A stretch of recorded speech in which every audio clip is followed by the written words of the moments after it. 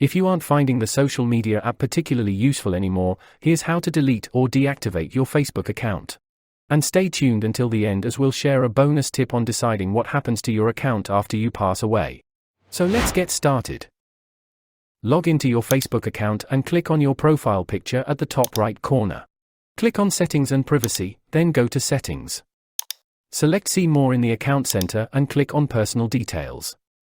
Click on Account Ownership, then Deactivation or Deletion. Choose your profile, and here you can either choose to deactivate your account, which will hide it from Facebook, or permanently delete it. You will have 30 days to change your mind.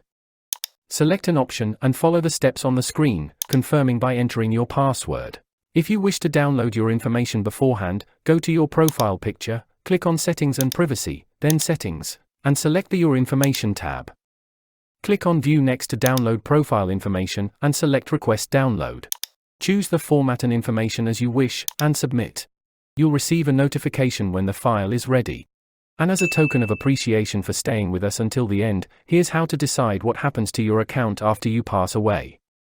Go back to the Settings menu, and click on See More in the Account Center. Select Personal Details, Account Ownership, and choose Memorialization. Click on your account, and here you can decide if you want your account to be deleted or passed to someone. That's it. Thank you for watching. If you found this video helpful, please visit our playlist of tutorials about Facebook.